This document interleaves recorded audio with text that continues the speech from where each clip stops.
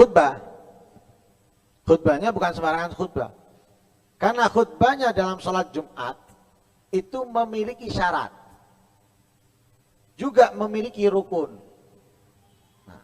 Lah rukunnya khutbah itu ada 5. Pertama, mengucapkan hamdalah. Atau kata yang diambil daripada kalimat hamdu dan Allah. Alhamdulillah. Atau hamdan lillah.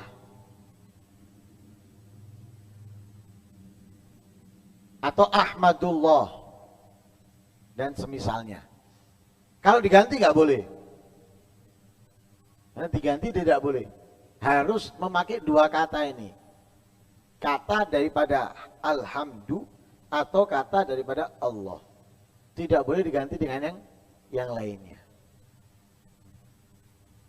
Kalau ditambah dengan huruf taukid seperti innal hamdalillah, nggak apa-apa.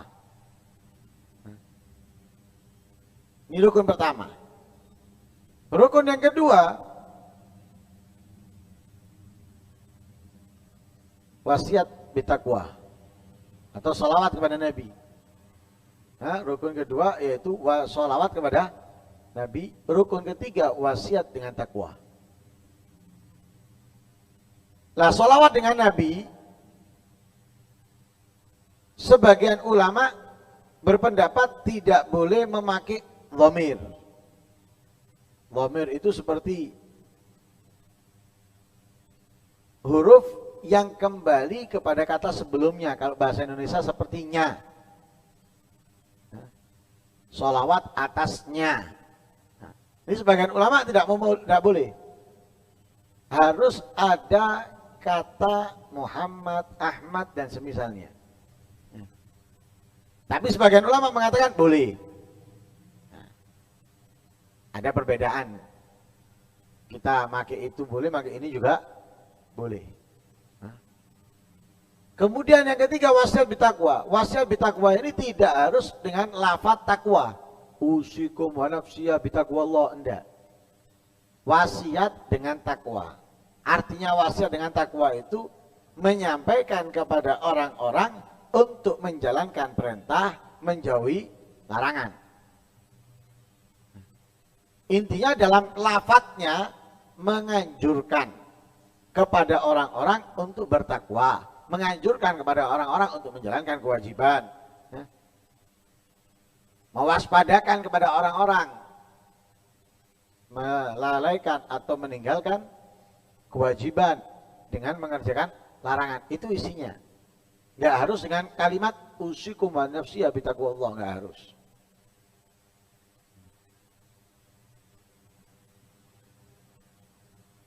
Lah 3 rukun tadi ini,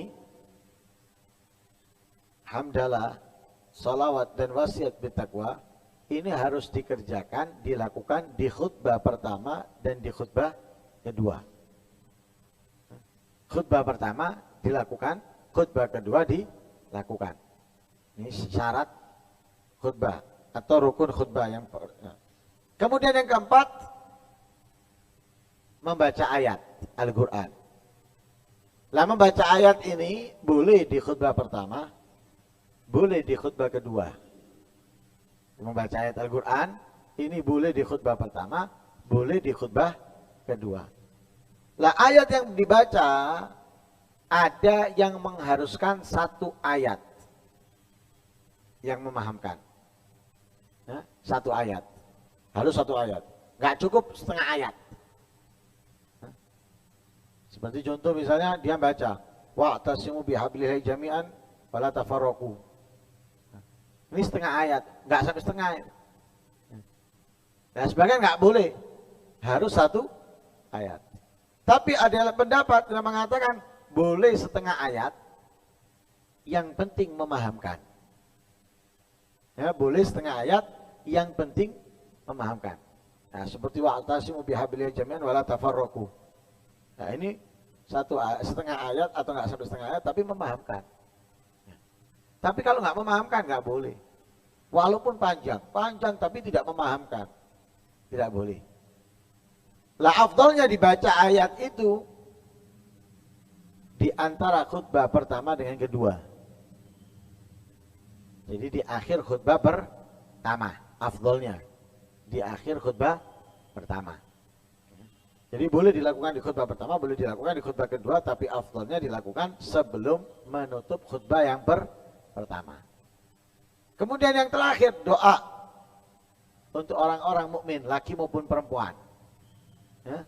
Lah doa ini di khutbah kedua. Khutbah kedua. Nah, seperti Allahumma ghfir lil mu'minina wal mu'minat atau semisalnya. Ini harus di khutbah kedua. Lah 5 ini harus dikerjakan. Ada yang dikerjakan di dua khutbah, ada yang di salah satu khutbah, ada yang di khutbah terakhir. Yang penting dikerjakan. Kalau ditinggalkan tidak ada. Misalnya yang 3 pertama, alhamdulillah, wasiat, sholawat. Ini kalau tidak dikerjakan di khutbah pertama, sekalipun dikerjakan di khutbah kedua, nggak sah. Ditinggalkan, nggak sah khutbahnya.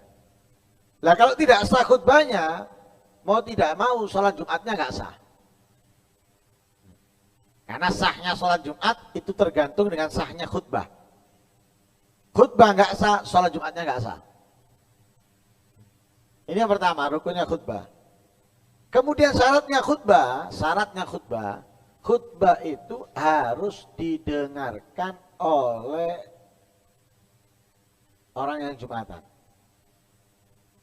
Minimal yang mendengarkan itu 40 orang. 40 orang.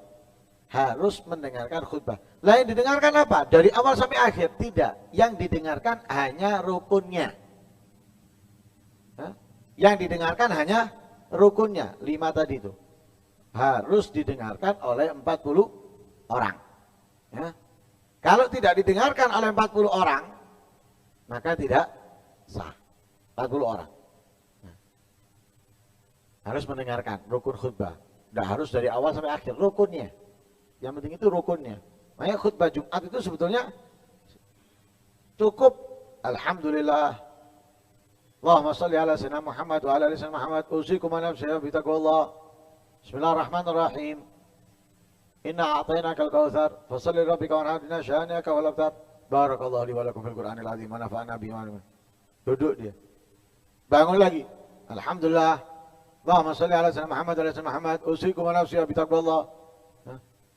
Allahumma ghfir lil mu'minina wal mu'minat wal muslimina wal muslimat wal ahya. Cukup. Sah sudah. Justru kalau panjang khutbahnya, sembahyangnya singkat, itu berarti orang yang nggak ngerti. Nah sekarang banyak model gitu. Khutbahnya panjang. 15 menit sampai 20 menit. Sholatnya Allahu Akbar. Setelah baca Fatihah, Bismillahirrahmanirrahim. Wattini wa zaitun. Wa turi sinina wa hadzal baladil amin. Rakaat kedua Allahu Akbar. Setelah Fatihah, Inna anzalnahu fi lailatul qadar. Ini berarti orang nggak ngerti. Orang nggak belajar itu. Orang yang nggak tahu itu. Nah sekarang banyak khotib model gitu. Nanti kadang di ayat surat rakaat pertama, Allahu nurus samawati wal ardh. Mathalu nurihi kamishkatin fiha misbah. Al misbahu fi zujajah. Az-zujajatu ka'annaha kaukabun duriyun. Nanti surat kedua, wadduha misalnya, itu orang nggak ngerti. Nabi sudah mengatakan itu. Katanya Nabi, tanda orang yang ngerti dalam sholat Jumat, tanda orang yang ngerti dalam sholat Jumat, khutbahnya singkat, sholatnya panjang.